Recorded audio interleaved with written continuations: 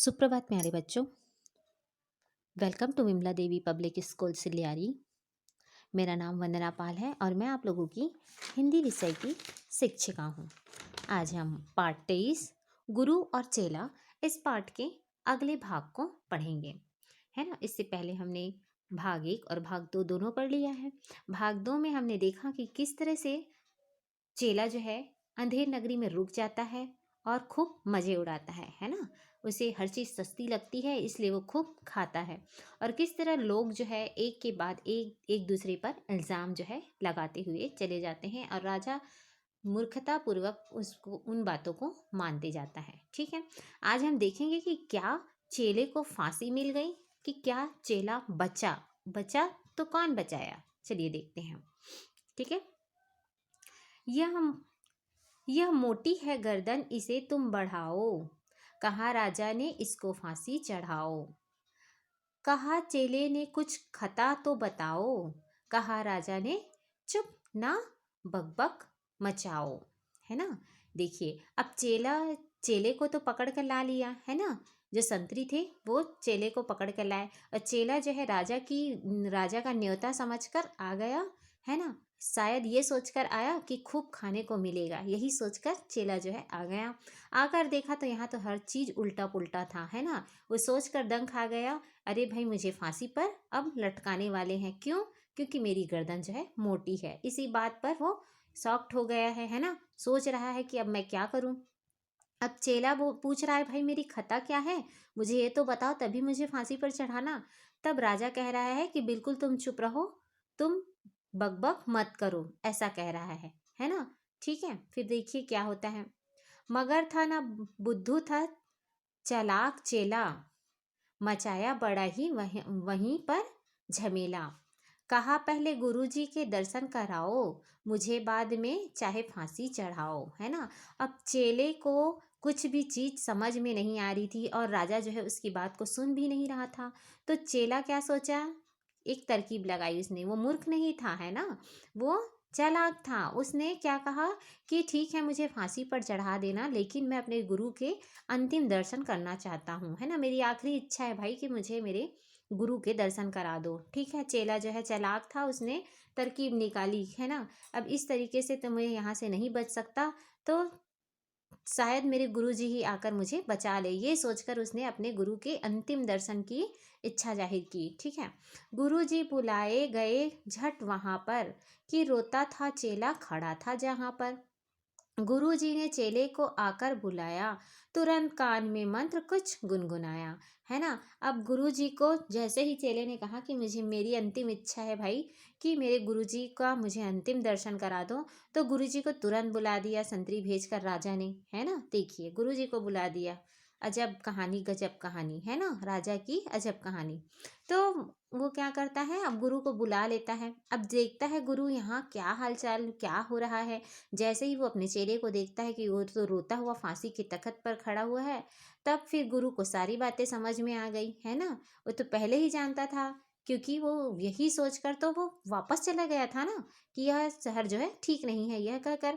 तो वो क्या करता है, अपने चेले के कान में जाकर कुछ मंत्र गुनगुना देता है ना, कुछ बातें कह देता है। अब देखिए क्या बातें करते हैं गुरु और चेला मिलकर, किस तरीके से बचते हैं, है ना, उस मूर्ख राजा से। चलिए देखते हैं। झगड़ने लगे फिर गुरु और चेला, मचा उसने धक्का बड़ा रेल पेला। गुरु ने कहा फांसी पर मैं चढ़ूंगा, कहा चेले ने फांसी पर मैं चढ़ूंगा, है ना। अब दोनों गुरु और चेला क्या करने लगे, दोनों आपस में ही झगड़ने लगे, है ना। और बिल्कुल कहने लगे कि फांसी पर मैं पहले चढ़ूंगा। नहीं, गुरु कहने लगा फांसी पर मैं पहले चढ़ूंगा, चेला कहने लगा मैं पहले चढ़ूंगा।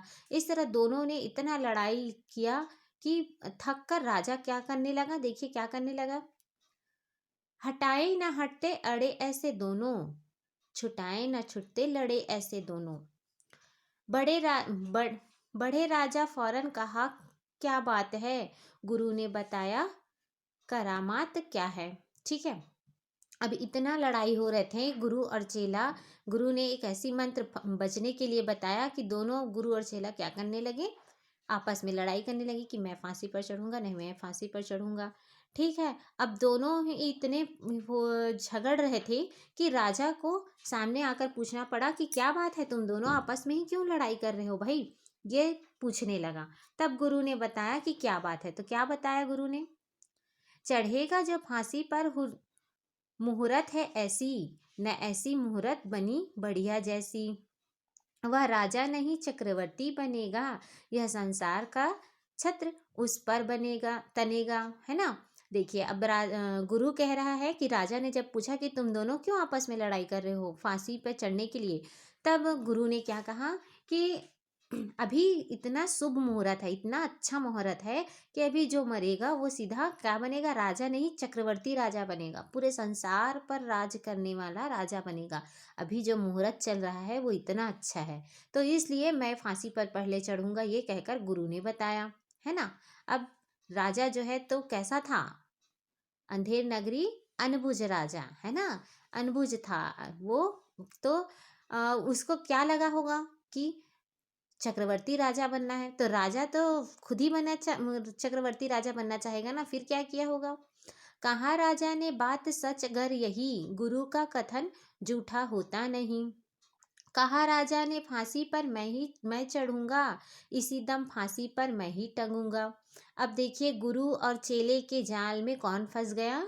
राजा फंस गया, अनबुझ राजा, मूर्ख राजा फंस गया, है ना। अब जैसे ही राजा ने बताया कि भाई अभी इतना शुभ मुहूर्त है कि अभी जो फांसी पर चढ़ेगा, जो मरेगा, वो तो फिर राजा राजा क्या चक्रवर्ती राजा बनेगा, है ना। तो राजा क्या कहने लगा, तो अगर बात ऐसी है, अगर तुम झूठ नहीं बोल रहे हो, तो गुरु और चेले ने फिर मिलकर उसको क्या किया कि मैं झूठ नहीं बोलता, गुरु ने बोला, है ना। और चेला क्या कहने लगा, मेरा गुरु तो जो कभी झूठ नहीं बोलता। दोनों की बात में फंस गया राजा, है ना। क्या करने लगा, मैं ही पहले चढ़ूंगा, मैं ही सारे संसार का चक्रवर्ती राजा बनूंगा, यह कहकर वो खुद ही फांसी पर टंग गया, उसी दम फांसी पर टंग गया, है ना। चढ़ा फांसी राजा, बजा खूब बाजा, प्रजा खुश हुई जब मरा मूर्ख राजा। बाजा खूब घर घर बजा खूब घर घर बधाई बाजा, धी थी अंधेर नगरी, था अनबुझ राजा, है ना। तो जैसे ही राजा क्या किया, चक्रवर्ती राजा मैं ही बनूंगा ये कहकर वो क्या किया, खुद ही फांसी पर टंग गया, है ना, खुद ही फांसी पर लटक गया। अब पूरी जो अंधेर नगरी की जनता थी, है ना, वो मूर्ख राजा के मरने पर खूब खुशियां मनाई उन्होंने, और घर घर दीप जलाए, मिठाइयाँ बांटी, है ना। इतने खुश हो गए कि भाई मूर्ख राजा मर गया, हम आफत से बच गए। सारे मंत्री संतरी और सारी प्रजा बहुत ज़्यादा खुश हुई, है ना।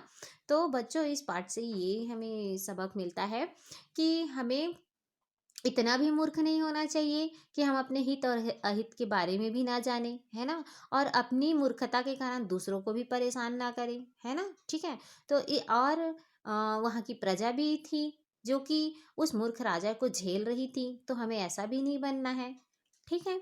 तो अन, अंधेर नगरी की एक विचित्र बात यह थी कि वहाँ उस राजा की वजह से सारे लोग परेशान थे और कुछ बोल भी नहीं पा रहे थे। क्यों नहीं बोल पा रहे थे? क्योंकि हर चीज़ को वहाँ सस्ता था। टकेसर भाजी भी थी और टकेसर खाजा भी था, है ना। सोचिए भाजी और खाजा दोनों का दाम एक ही था, वहाँ हर चीज़ एक ही दाम पर था, तो इसलिए वहाँ की जनता भी चुप थी, है ना, इस वजह से, उस अनबुझ राजा की वजह से। ठीक है। तो उसके मरने के बाद वे खूब खुशियाँ मनाए, है ना। तो यहाँ पर सोहनलाल द्विवेदी जी की ये जो सुंदर पाठ है, गुरु और चेला, वो समाप्त होता है। आप सब इस पाठ के एक पेज जुमला लिखकर मुझे सेंड कीजिए।